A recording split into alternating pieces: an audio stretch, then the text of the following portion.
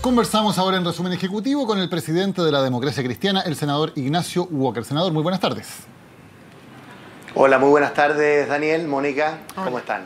Senador, se ha anunciado por parte del gobierno la creación de este consejo asesor para tener propuestas acerca del tema de la relación entre lo público y lo privado. ¿No cree que hubiera sido mucho más creíble si esto se hubiera hecho antes de que hubiera aparecido el caso que involucra al hijo de la presidenta?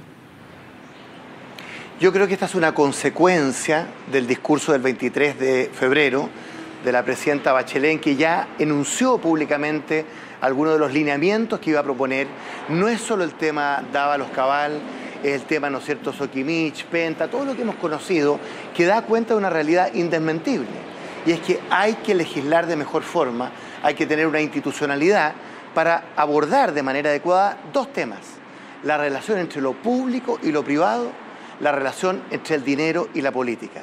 Por lo tanto, contar con una comisión asesora o un consejo asesor presidencial que pueda tratar de proponer una nueva institucionalidad en esta materia nos parece tan oportuna como que vengo saliendo del Consejo Nacional del Partido Demócrata Cristiano después de 5 años de debate sobre este tema y también sobre el tema del aborto, y por unanimidad hemos apoyado muy decididamente esta iniciativa presidencial. Y si es tan importante, senador, y no es por el caso Cabal, ¿por qué no se propuso esto cuando estábamos en medio del caso Penta y cuando era la alianza y no la nueva mayoría la que estaba complicada con dicho caso? Porque estos casos se acumulan, porque la reflexión del país, ¿no es cierto?, da cuenta de la necesidad de superar estas coyunturas, estos episodios, en un sentido de una mirada de mediano y largo plazo, una mirada de país, una mirada de Estado. Yo creo que la gente, más que enfrascarnos, ¿no es cierto?, en una disputa de quién tiene más o menos responsabilidad, nos está diciendo, mire, resuelvan este tema, porque aquí hay un principio de descomposición del sistema político. Hay una crisis de la política, y cuando ocurre una crisis, ¿no es cierto?, bueno, es también una oportunidad. Y yo entiendo que la presidenta Bachelet, como jefa de Estado, no solo como jefa de gobierno, no solo como líder de la coalición, ha entendido muy bien esta necesidad, ¿no es cierto?, de buscar una solución. ¿Cuál es la solución? Fortalecer las instituciones. Porque ¿qué es lo que está ocurriendo en Chile? Se están debilitando las instituciones.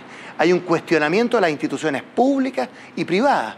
Y por lo tanto la única forma de evitar un desenlace caudillista, personalista, extrainstitucional, es justamente fortalecer las instituciones en estos dos temas tan importantes. Senador, y ese fortalecimiento, concretamente, ¿qué debería significar? ¿Cuál debería ser el proyecto o los proyectos de ley más urgentes, más inmediatos que deberían salir de este tema? Es que yo creo, Daniel, que este es un conjunto de iniciativas, porque este es un tema sistémico. O sea, cuando hay tantas aristas de los múltiples casos que hemos conocido, ¿no es cierto?, que dan cuenta de una tremenda complejidad. Este es un tema mundial en cualquier democracia. Hay una zona gris, una zona oscura, una línea tenue entre lo que es legal y lo que es ilegal, entre lo que es legítimo y lo que es ilegítimo. Y esto va desde prohibir, ¿no es cierto?, eventualmente los aportes reservados de las empresas a los candidatos o candidatas, hasta, por ejemplo, medidas tan extremas, ¿no es cierto?, como cesar en su cargo al parlamentario que ha infringido gravemente la ley en materia de financiamiento de la política.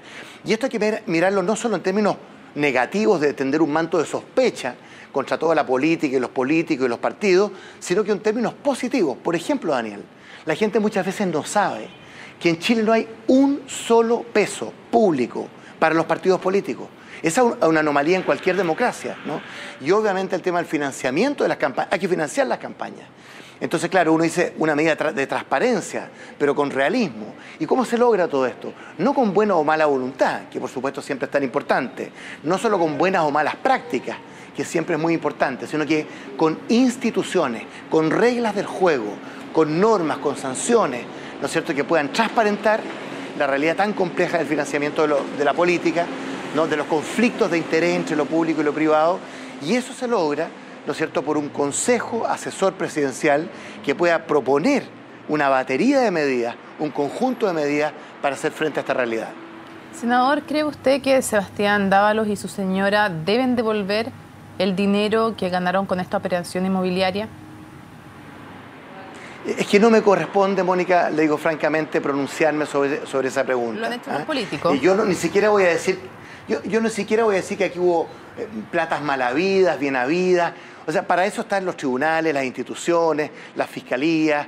Entonces, yo no quiero pronunciarme sobre tienen que devolver o no devolver estas platas. Lo que yo sí sé es que le ha hecho un gran daño. O sea, esto ha tenido un efecto devastador en 3 dimensiones. En la presidenta Bachelet, en el gobierno de la nueva mayoría y en el sistema político en su conjunto, ¿no es cierto? Y por lo tanto que nos sirva las lecciones de este caso y de otros casos. Hablamos de Penta, de Soquimich, tantas otras situaciones, ¿no es cierto?, en que hay una situación oscura, ¿no es cierto?, ¿para qué? Para sacar las lecciones y ver cómo tratar de contar con las normas, con las reglas del juego, con las instituciones que nos permitan, ¿no es cierto?, hacer frente a este tipo de situaciones. Senador, decía usted, esto ha tenido un efecto devastador, entre otros sobre la presidenta Bachelet. Para evitar o para contrarrestar ese efecto devastador, ¿falta que la presidenta tenga un gesto de mayor relevancia, que se refiera más en profundidad al caso de Sebastián Dávalos, que censure o reproche la actitud que tuvo Sebastián Dávalos en este caso? Mire, Daniel, quiero ser lo más franco que soy capaz en esta materia.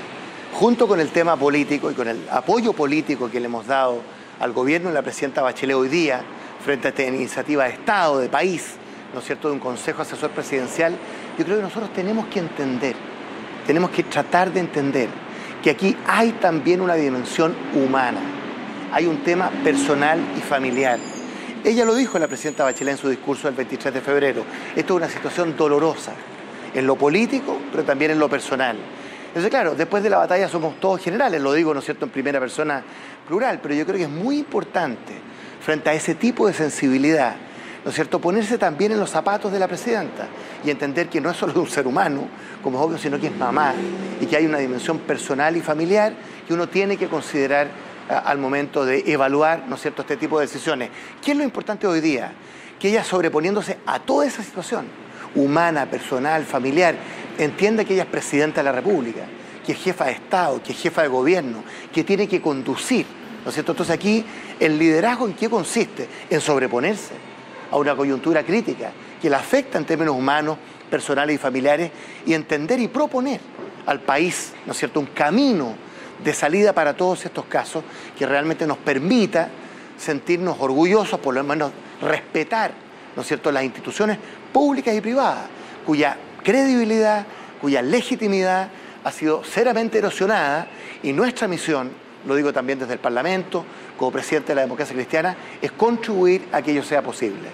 Senador, pasando a otro tema, hoy en su discurso de inauguración del año judicial, el presidente de la Corte Suprema ha propuesto eliminar el fuero parlamentario y además ha propuesto la posibilidad de revocar a algunas autoridades, que el pueblo tenga la posibilidad de revocar a algunas autoridades. ¿Qué opina usted frente a esas dos propuestas?